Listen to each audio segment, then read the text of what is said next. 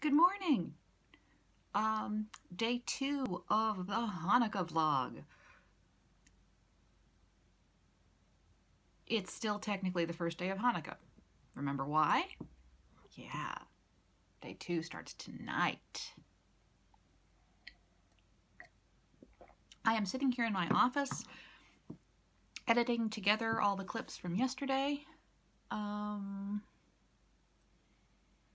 So I didn't film any gift opening because it seemed kind of tacky, but you know, I'm willing to have a discussion about that.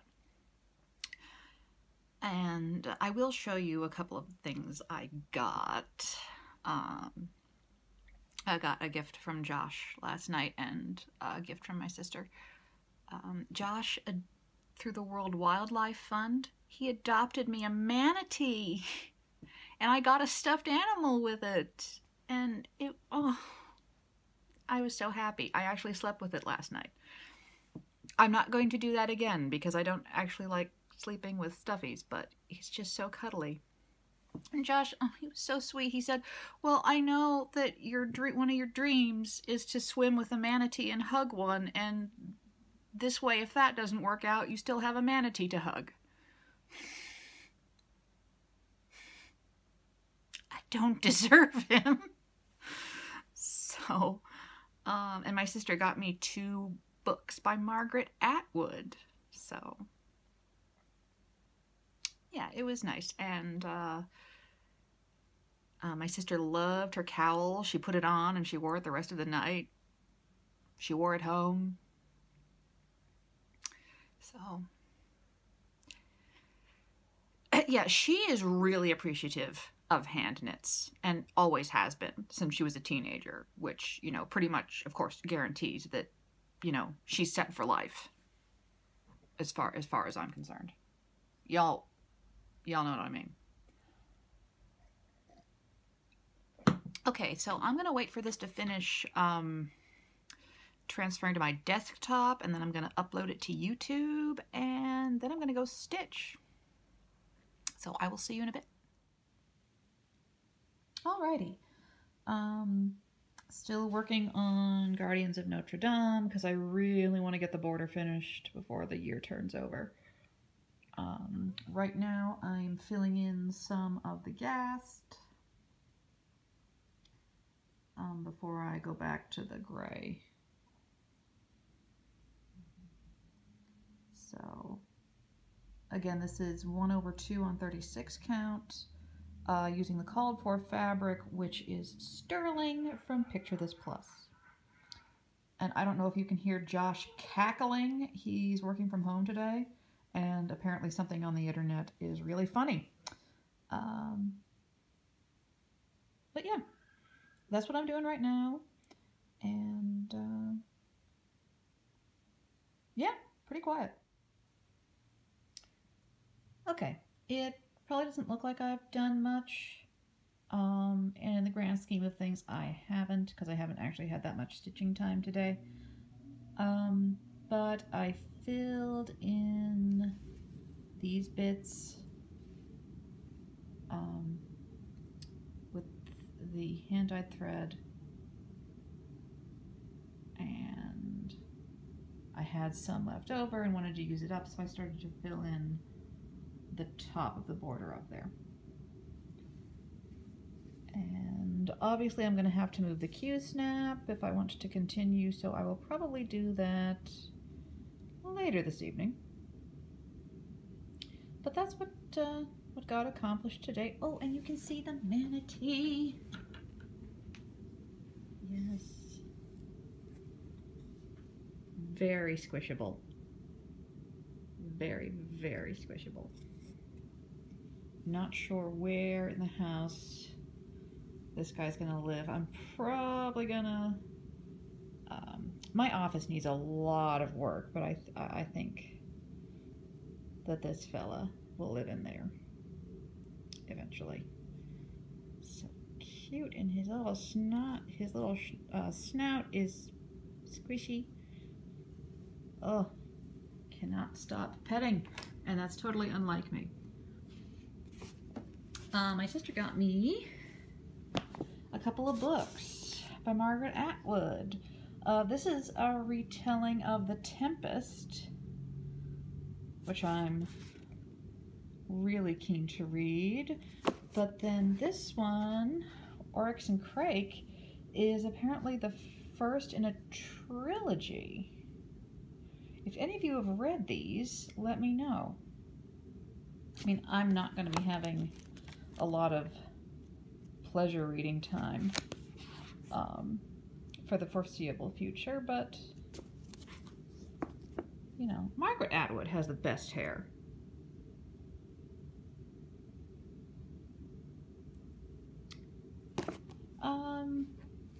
But yeah, that's where I am this afternoon. I wanted to show you some of the decorations we have. I got this garland at Target, I think 4 years ago? 3 or 4 years ago? And hang on a sec, I will get up and walk you around and show the other things we have in the house. Okay, here is a garland Amelia's kindergarten class made last year, and she was told she could take it home because she was the only Jewish kid in her class. Last year there were 3 kindergarten teachers, so she wanted to keep it. I don't think it's going to last very long, just structurally, but for now it stays. And through here, this is very sentimental. My sister-in-law, sorry, I'm putting down a teacup, that's why things got wonky. My sister-in-law painted most of this, but then the flames are fingerprints, and some of them are my 2 nephews, and then this one and this one are Amelia. I think this one, and it's written on the top actually. Reed, Finn, Amelia, and Amelia. Yeah. Amelia. So, there. Amelia. So, that's nice. We have that. That's replacing a burlap owl picture that was also made by my sister-in-law. That usually hangs here. And let's see, last night you saw these. Actually, I got these at Target too, close to 8 years ago, and they've held up remarkably well. I mean, they're LED and they're only out once a year. This is a couple of years old. And you have seen the ceramic dreidel I painted and the wooden Happy Hanukkah thing. That's pretty much all we have. I have some bathroom hand towels too. I haven't got out this year because why bother? But yeah, and as you can see, all the snow melted. Anyway, so I have to get kiddo from school and do some grocery shopping. So I will check in with you later. Good evening. It's been pretty quiet today. That's kind of how it goes. As I said yesterday, it's not really a big deal. And we've had a pretty chill day. You know, we lit our candles and we had some presents and we had dinner and watched The Princess Bride, and it was, you know, just hanging out, school night, so business as usual on that end. I have some questions from the video I uploaded today of day 1 that I thought I would answer. To the best of my ability, bearing in mind that I was not raised in a particularly observant household, and I am not religious. And so my viewpoint is I look askance at many old traditions, but I will answer to the best of my ability.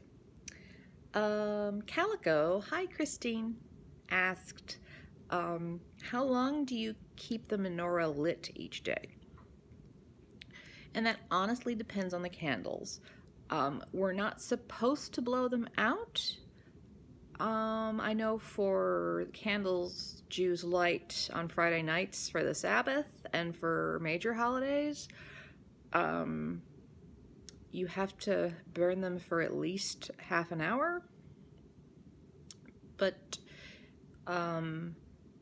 it's preferred for whatever special Sabbath or holiday, what have you. It's preferred to let the candles burn down all the way. For small Hanukkah candles, the ones that I use, about 45 minutes. If I'm having a party during Hanukkah, what I will do is I'll put the candles in the freezer all day, because that tends to make them last a little bit longer. Then again, that might just be sort of a placebo effect, and I think because I put them in the freezer that it takes them longer to burn down. But yeah.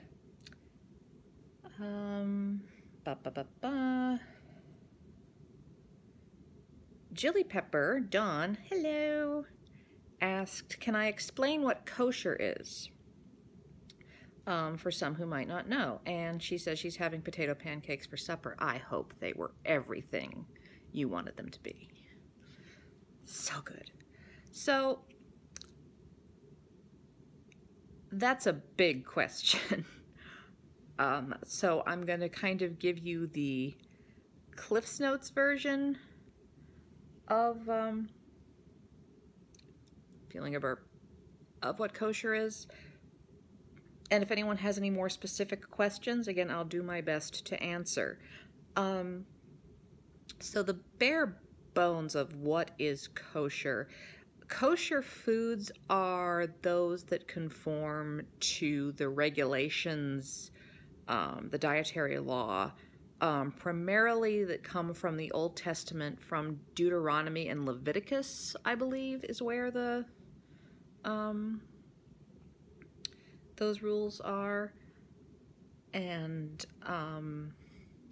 it means literally like pure or clean. So they do not, that does not mean blessed. Kosher food is not blessed. However, for certain foods to be certified kosher, like say baked goods, like if you go to a kosher bakery, the bakery has to at least have had some supervision by a rabbi, a Jewish clergy person, who knows a lot about the kosher dietary laws and who's just looking and checking to make sure, like, yes, you're doing it right. You're not using any ingredients that are not kosher. You're not breaking any of the rules as far as what can and cannot be mixed with what.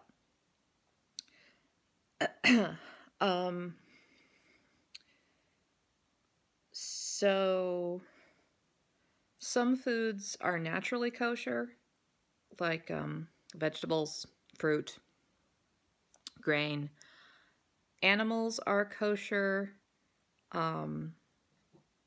if they both chew cud and have cloven hooves, with the exception of camels and pigs.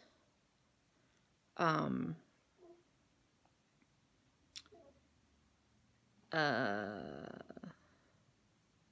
got some notes here because this is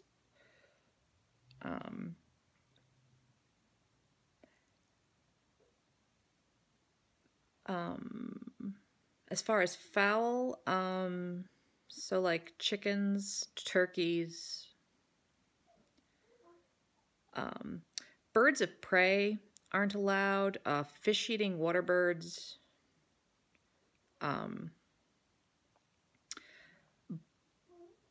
bottom feeders and scavengers are not permitted, so someone who keeps kosher won't eat catfish, won't eat shellfish.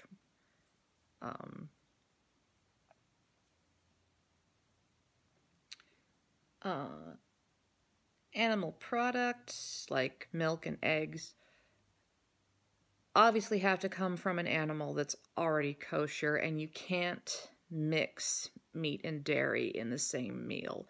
I forget why. It's just not allowed. I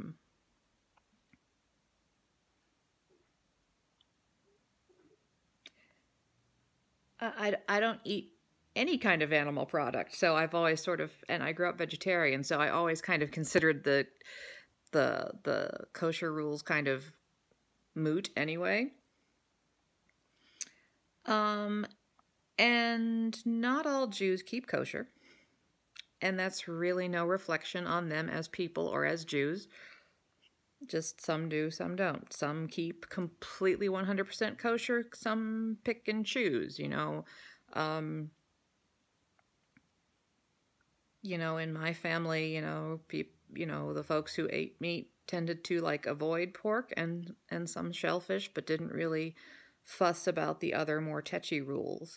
An Orthodox family will probably have 3 sets of dishes.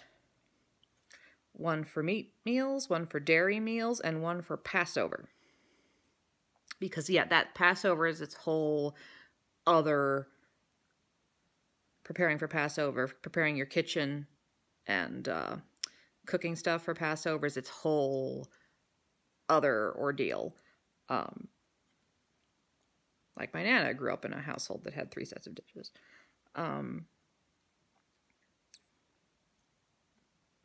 So there's a gamut of observance.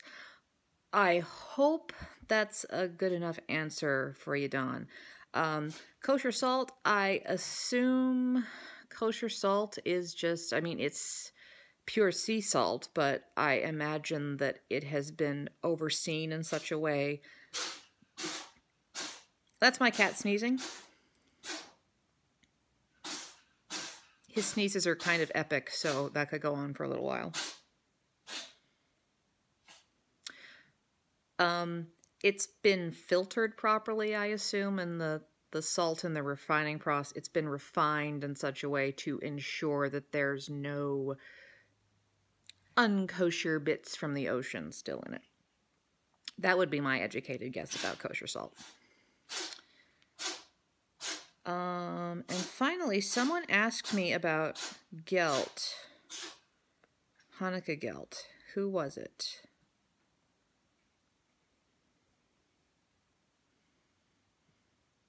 Was it a stitch too far? Was it Ingeborg? I think it was.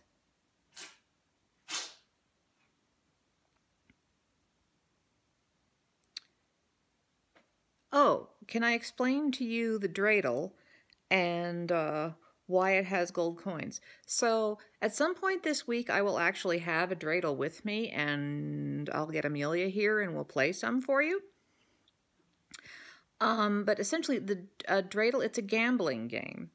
And the story goes that around the time of the Maccabean Wars, during the time that the story of Hanukkah took place, studying the Torah was illegal. And so what Jewish men would do, because women at that time weren't permitted to study Torah,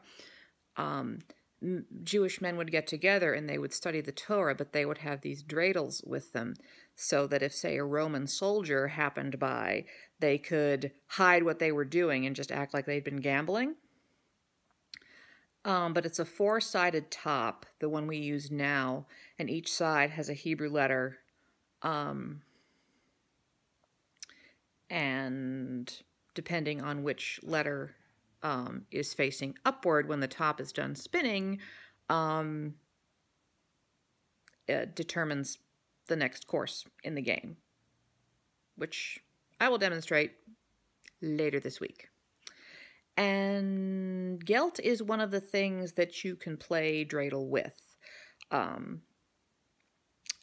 And I actually had to look this up because for me it's always been like, yeah, Hanukkah, chocolate coins.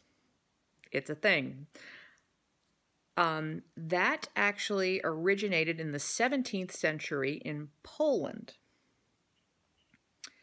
Parents would give their children money during Hanukkah to give to their teachers, and eventually the children started wanting some money for themselves. And the rabbis seemed to think that this was okay and could become a Hanukkah tradition because it was somehow advertising and sharing with people the miracle of Hanukkah.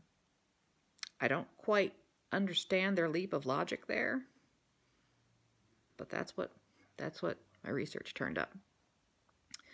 So it used to be just money, actual dosh, and then in around the turn of the 20th century thereabouts, chocolatiers kind of decided that, hey, you know, we could do something with this, and that was the beginning of a beautiful friendship. So I hope that was informative to some of you, at least. It is, what time is it? It's around 10 o'clock my time. I'm gonna see if anyone's posted anything new on FlossTube. I might stitch some more. I might not. I might actually put my feet up and choose one of the new books my sister got me to start reading. See if I can, manage to finish one before the end of the year, since my classes for college start January 17th.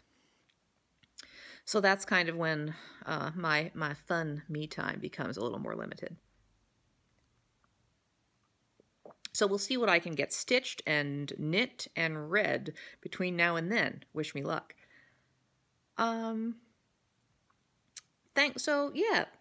Thanks for hanging out today. If you have any more questions about Hanukkah or Jewish stuff or my crazy family, whatever, leave them below. And I hope your holiday season is going well for you.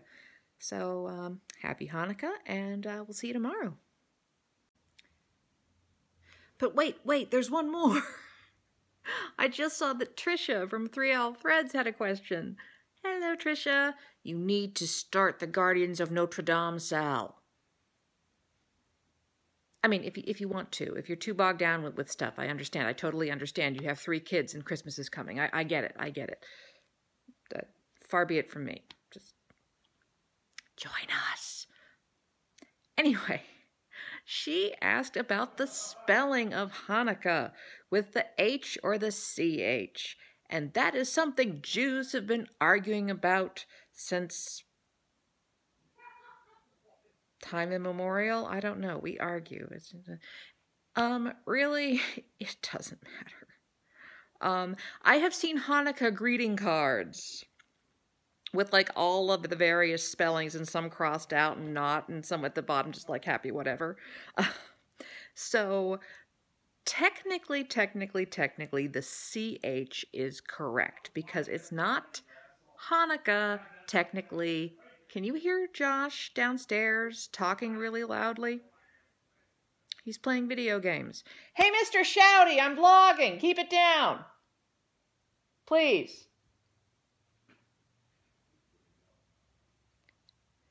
Sorry. So this will be really quick. Technically, the CH is correct because it's not Hanukkah, it's Chanukah. Because there's a Hebrew letter that says H, and then there's the Hebrew letter that says Ch. So it's Hanukkah.